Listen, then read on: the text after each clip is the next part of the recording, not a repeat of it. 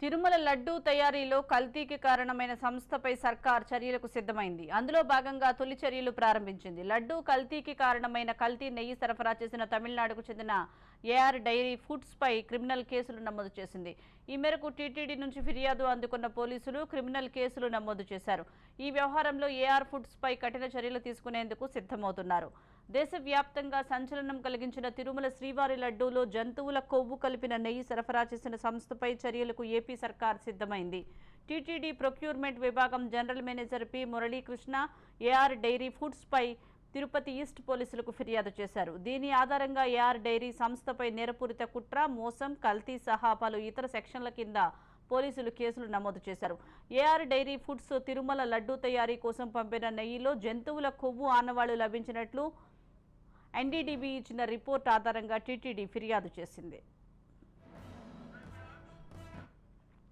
తిరుమల లడ్డూ ప్రసాదం నాణ్యతపై భక్తుల నుంచి భారీగా ఫిర్యాదులు వచ్చాయని, దీంతో ఆవు నెయ్యి సేకరణ విధానం, నాణ్యత అంశాలను సమీక్షించి కారణాలు గుర్తించినట్లు ఫిర్యాదులో టీటీడీ పేర్కొంది. కల్తీ నెయ్యి వల్ల లడ్డూలో సువాసన, రుచి లేకుండా పోయినట్లు ఆరోపించింది. ఈ క్రమంలోనే నెయ్యి నాణ్యత పెంచాలని సరఫరాదారులకు నోటీసులు ఇచ్చి హెచ్చరికలు జారీ చేసింది. అయితే మిగతా సంస్థలు నాణ్యత పెంచిన ఏఆర్ డైరీ ఫుడ్స్ మాత్రం తమ తీరు మార్చుకోలేదని తెలిపింది.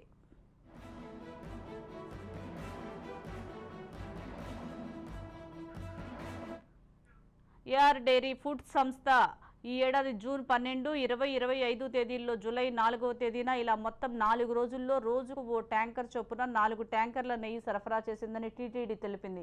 అయితే తిరుమలలోని ల్యాబ్లో కల్తీ నిర్ధారణ అవకాశం లేకపోవడంతో గుజరాత్ ల్యాబ్కు శాంపిల్స్ పంపామన్నారు.